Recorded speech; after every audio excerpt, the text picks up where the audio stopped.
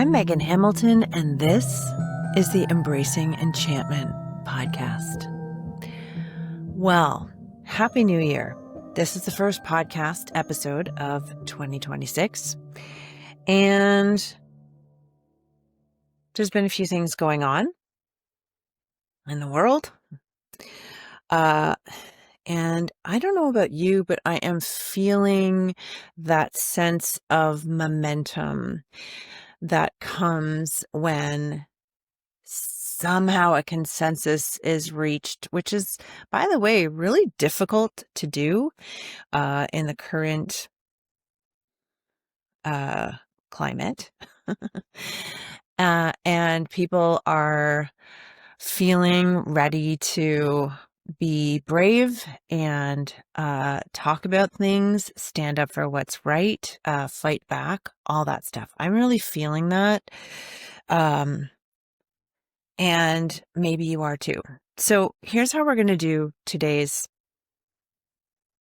episode. I haven't done one of these in a little while. I haven't been solo for a little while, but this seemed like a really great opportunity to plan for the year, figure out how to find our courage, get right with ourselves so that we can use our voices. And one of the ways I can help with that is through tarot. So I am going to pull a card for every month of the coming year. Please feel free to bookmark this in whatever way you want to, or go to your calendar and on the first of the month, link back to the podcast and listen to that month's tarot reading, tarot card. And, or, press pause right now, go grab your calendar and write down the themes and the notes and any ideas that come to you as we're going through this. So this is universal. This is for all of us. This is themes to consider. And one of the things that's really important to think about is the Universal Numerological Tarot card, Major Arcana Tarot card for 2026, which technically is the Wheel of Fortune. However, it can be reduced to the Magician. So the Wheel of Fortune is 13. We get that by adding up. Wait a minute. No, that's death. Wheel of Fortune is 10. We'd add up 2 plus 0 plus 2 plus 6, 2026, and we get 10. 10 can also be reduced, 1 plus 0, to the Magician. So themes of the Wheel of Fortune, themes of the Magician. Wheel of Fortune is about cycles. It is about surprises, miracles, fortune coming to you. And it is also about that changing and preparing, right?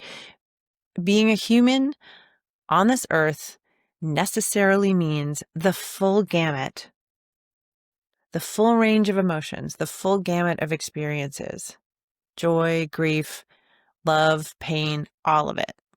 The Wheel of Fortune reminds us of cycles. It's a turning wheel, and of ups and downs. So we want to prepare for that. The Magician reminds you that you can make anything happen. Obviously, there's a gazillion caveats with that, and I won't get into them. Assuming if this is not your first time listening, then you know where my heart is. And the incredible power that each of us have, and how important it is for us to recognize that power within each other and support each other. Because as a community of humans, we actually do hold the power. And when we remember that, that's when change happens. So that is the Universal Major Arcana card for 2026. Those are the themes. For yours, you can get that by adding your birth month and date and 2026, and then reducing it down to either a card within the Major Arcana, which is 0 to 21, or you can reduce it down to the smallest it can go, if you would like. So I got Death and the Emperor, which seems fitting. Okay, so I'm going to get going. Make sure you've got your pens and pencils if you want to be writing this stuff down, or you can just watch and check back in each month. What is our card? for January 2026? Seven of Cups. We've got some choices to make and they feel overwhelming. And we don't love that, but that is where we are. So things to remember. Usually we get so stressed about making the wrong choice. However, oh, there's that plane coming back in. If you can hear that in the background, I might be able to edit it out, but otherwise, sorry. I tried to wait for it, but I got to keep going here. Generally, when we make a choice that adheres to our values, it is almost never the wrong choice. And if there are consequences as a result of it, often those can be adjusted. We can keep making changes. Most things are not a devastating choice.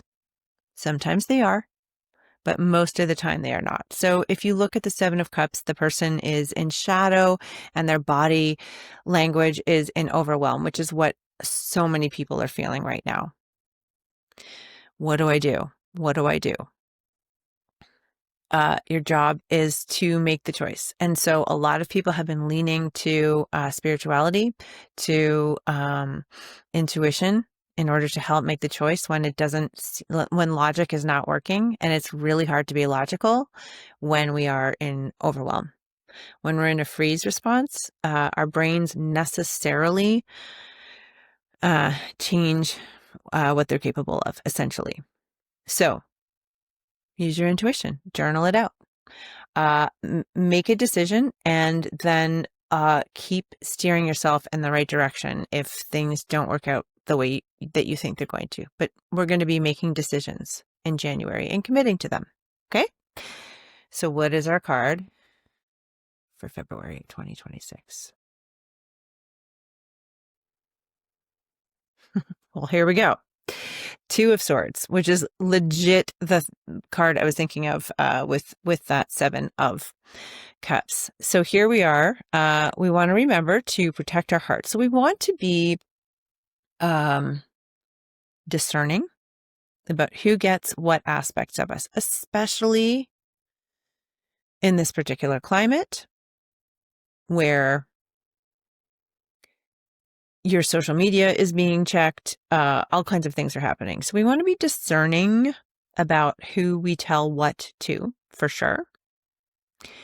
And we want to sit in our bravery. Again, we want to be decisive. We want to have clear communication. Sometimes this might mean looking at both sides. No, we only mean both sides when one of the sides is not stripping somebody of their humanity, right? It is often very helpful to look at the different angles because it is also very easy to demonize people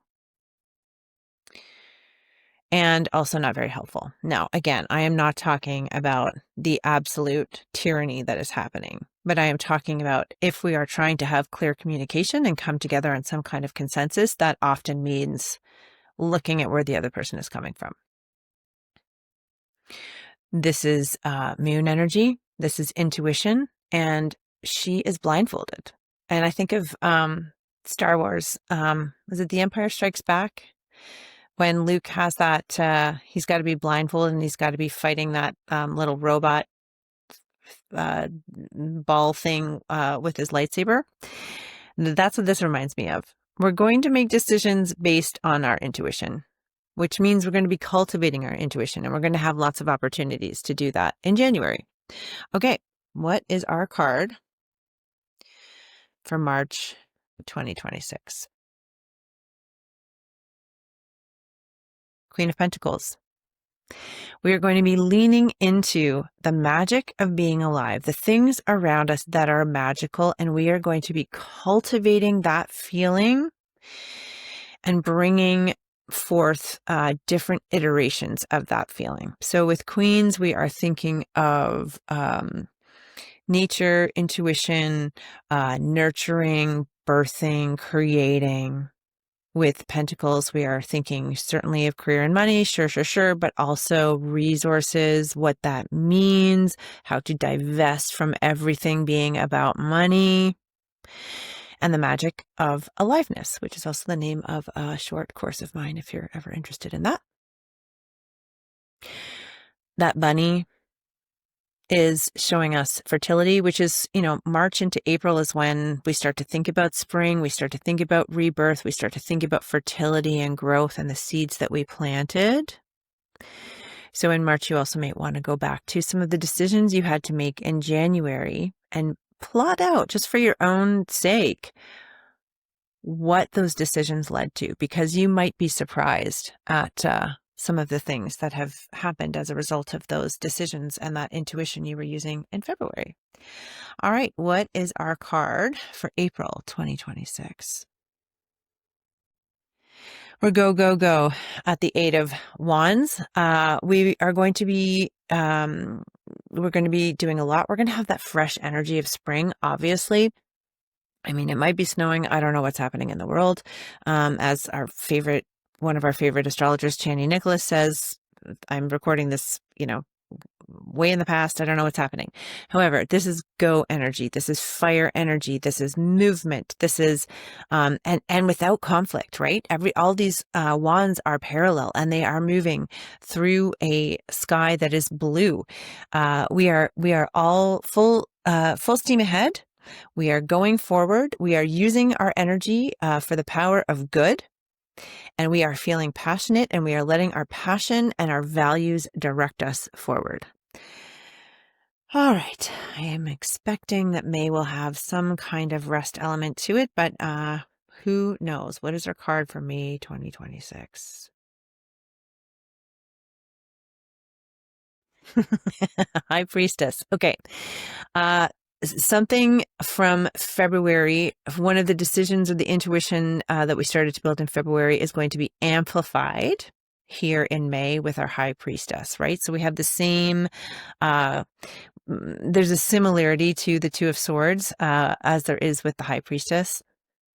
We want to be leaning into intuition. We want to be leaning into our magic. And again, we want to be discerning. She is hiding the part of the scroll that she's holding. And is it a Torah? Is it something else? The scholars are there's lots of different conversations about what she's actually holding, but we anticipate that it is some kind of holy text. And she's not sharing it with everybody. And you can think of this holy text as the core of who you are. We want to have boundaries. We want to be using our intuition. And we want to be remembering, right? She's between the pillars of Boaz and Jaquin. And we want to be remembering that there is black and there is white. There's both and. That is one of the core principles of magic, is being able to hold two seemingly opposite principles to both be true at the same time. So, magic and science, for example. Now, the thing to remember about the High Priestess is it is an enjoyable place to be, kind of like the Hermit, but there's a second part, which is that we can't stay behind that veil forever. We are not the High Priestess. She is not human. But we can. I actually use her, that's my favorite card. I use her in inner family systems work. If you don't know what that is, you can look it up. Okay, we are leaning into June of 2026. All right, so now we are at the Nine of Wands. So this is going back again to March, which was the 8. We're now moving along, which is where now there is a little bit of conflict from everything that we've been doing. There is a little bit of hurt. We do actually need to slow down. We might start feeling trapped by the enormousness of everything. What's really important to remember about this card, because this is sometimes called the victim card. So anytime in tarot somebody has been hurt, that is, or there's some kind of ill, we see it. So this person has a bandage on their arm, they have a bandage on their head, and they are protecting themselves with a wand, and then the wands are behind them. And so when we say this card is the victim card, okay, fine. And sometimes people mean that to be like, stop playing the victim, which, by the way, I hate. because you, you have been hurt. The reason you are anticipating being hurt again is because you have been hurt. And as humans, we use past experiences to help figure out how we're supposed to behave in any given situation. So if you are feeling like you are ready for somebody to hurt you, let's give ourselves a lot of compassion. And also, how do we move out of that? Because that is a very, operating from a defensive place is not very helpful in order to move forward, to be a good human, to do expansive work. And that's what we want for you. That's what we want for everybody. So again, we want to be kind of protective, but we also want to be brave. That's all I'm going to say about that. All right, moving into July.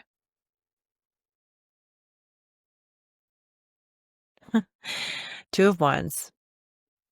That work that you just did in June, working on where where the victim role is playing a part in your life, we are now moving into the world that we used to hold is now too small. We know more. We are passionate about more. We are ready to expand, but we're feeling a little bit stuck because when we make the choice to move out and move forward and increase our worldview, there is parts of us that are steeped in enculturation that we may not even be aware of that might hinder us from taking that step forward. So here you've got somebody who is standing at the wall of a castle, we assume, right? With two wands. One of them is bolted into the castle.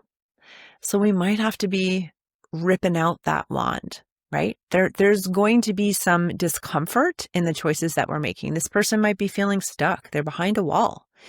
We're going to have to step over. We're going to have to pull out some of the things that are foundational to us and rebuild.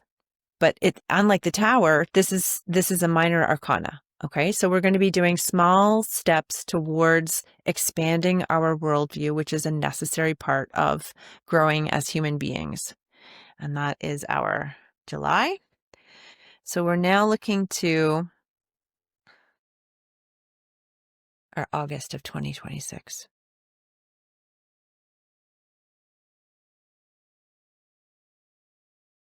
Our Three of Swords here. Okay. All right. If you have been bravely moving forward, we salute you. And if you have been ignoring your feelings, either because it wasn't the right time to have feelings, sometimes we can't actually feel our feelings in the moment, we will unravel. And sometimes we can't unravel for lots of different reasons. Now is the time to take that time and feel your feelings. So if you've ever heard me talk about this playlist that I have, and I can't remember if this blog post is still up or not, but basically I have this playlist of sad songs that are pretty sure to make me cry. And when I have, for whatever reason, not been able to feel my feelings, then I put it on so that I can get them out. Right. And so you could do that with dancing, adding some somatics to it might be really helpful, but we want to be feeling our feelings in August. We do not want to be ignoring them. And you may want to be creating a strategy around them, which is where the swords come in. You might want to be coming up with a plan for how you are going to navigate your feelings. It also could look like therapy. It also could look like somatic work. It could look like coaching. It could like, I don't know, all kinds of different things. But we are definitely going to be making sure that we are tending to our emotions because otherwise our emotions live in our subconscious. They live as fear, stuff that we don't want to touch, and then they end up making all the decisions for us. And we are having none of that in the year 2026. No, thank you. All right, moving into September. We are too good for that. We can be brave. We can do that hard shit. And in fact, we need to. Okay, September 2026. All right. My God. Okay. Six of Swords. Okay. So we are moving away from the difficulty towards something better. However, the fear, facing the fear, bringing the fear with us, moving through, even though there's fear, that's part of the deal. As one of my favorite things that Jessica Dore ever said, and believe me, there's so many, is fear is the price of admission. We've got 6 swords in the front of this boat. If we pull those swords out, the boat sinks. We have to move through with the swords. There's a little bit of recovery that's happening from the body language of the folks in the boat. And on the one side of the boat, the water is disturbed, and on the other side, it's clear. So we are moving in the right direction. Everything that we have been doing is the right direction, even though it hasn't necessarily been easy. But there is smooth water ahead, and that is really nice to hear in September of 2026. So moving into October, what is our card for October of 2026? Page of Wands. So now we are beginning with a fresh, fiery energy. We have page energy, which we are starting a bunch of different projects. This is an extension of the 8 of Wands that we had in April. So now we are moving towards the next phase of the journey. We are going to be putting a lot of effort into this, but we have to remember, and this is really, really important, we don't know what we don't know. And we don't know what we don't know what we don't know. So what that means is there's going to be a lot of green energy in this new phase that we're entering. You want to be asking people questions who know more than you. You want to be getting a mentor. You want to be reading books by people who are experts in this field. You are entering into this. That's amazing. There's so much you don't know. You can save yourself the hassle and save yourself from making the mistakes. Now, making mistakes is really important. It's part of growing. We learn from our mistakes. However, sometimes we can make mistakes that will harm other people if this work has already been done by others, right? We're not here to reinvent the wheel. Another lesson of the Wheel of Fortune, which is the major arcana card for the year. So make sure you are looking to your elders, your experts, the people who have done this work, and learning from them as you venture into this new territory. And by the way, you're feeling kind of good about it, right? This is a dapper human. We love that. Oh, fun fact, the salamanders on the tunic of this page represent the animal that can walk. So pages are, wands represent fire, and salamanders walk through fire and come out the other side. And so we're starting that journey of all kinds of different salamanders. Once you get to the king, the salamanders close up, kind of like an Ouroboros. So it's like a completion of whatever several journeys we've begun. Okay, moving into November of 2026. What do we need to know?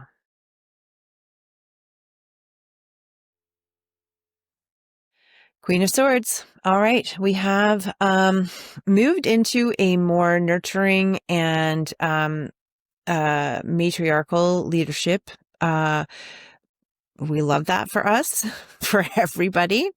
The Queen of Swords works really nicely with the Wheel of Fortune in the sense that we are reminded of cycles, which are represented by the moon on the throne, and butterflies, which are metamorphosis, transformation, also represented on the throne. Air swords are in the realm of air. We associate them with brain stuff. So strategy, communication,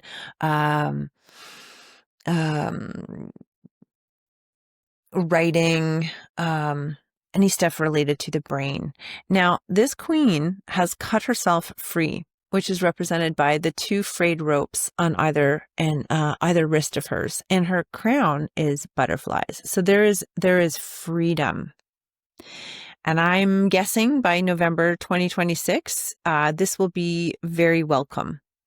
It seems like some stuff have shifted in the summer, and now we just keep moving in a positive direction, and let's keep that going because all of us collectively are responsible for that. So we're moving into leadership, clear communication, directions, directives, from a supportive and rooted in nature perspective. And finally, what have we got for December of 2026? Completion of that wands cycle that began in April.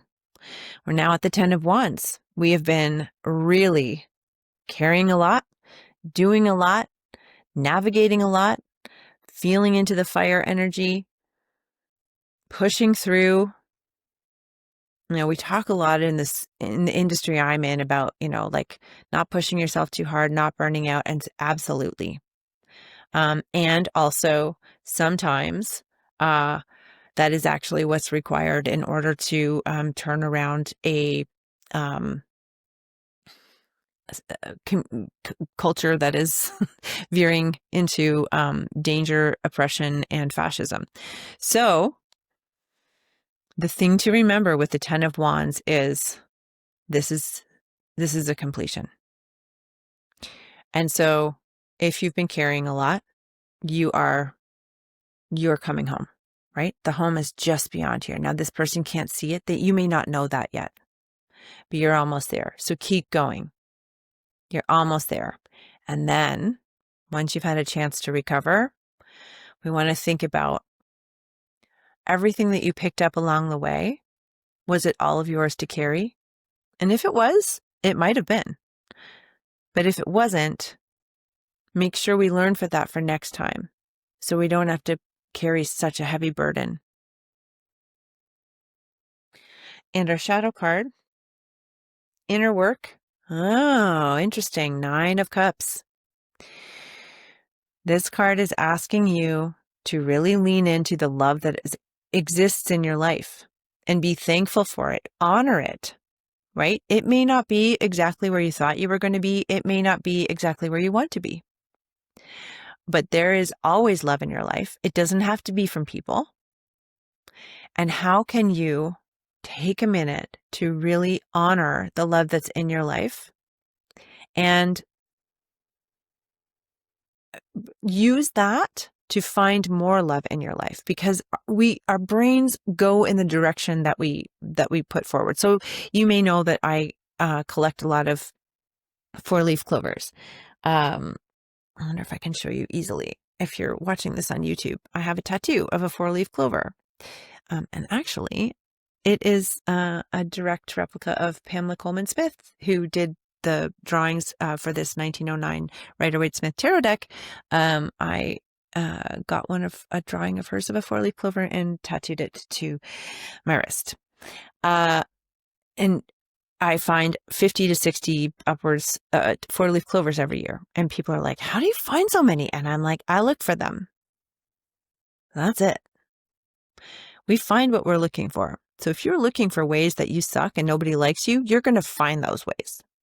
But if you're looking for ways that you are worthy of love and that people do love you, you're going to start to see more of that. Again, we're not bypassing. Shadow work is not about bypassing and overriding and not looking. When you feel the icky come up, when you're taking a look at this concept, that's when you want to pull out your journal and be like, okay, what is conflicting about this for me? Why is it hard for me to lean into where I am loved? And why do I want to be seeking the ways that I can't or shouldn't be loved? That's a great opportunity to be like, I just noticed this about my brain.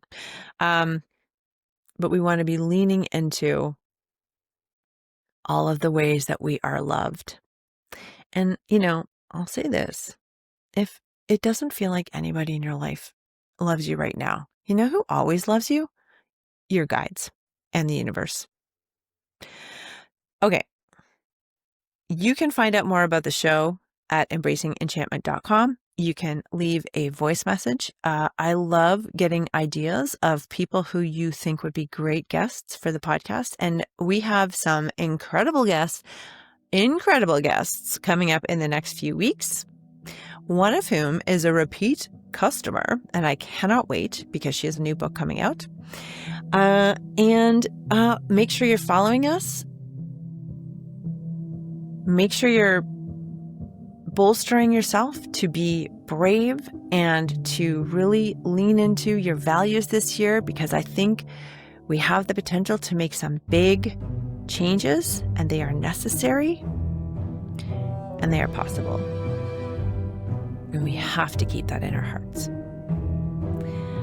Until then, here's to building an enchanted life.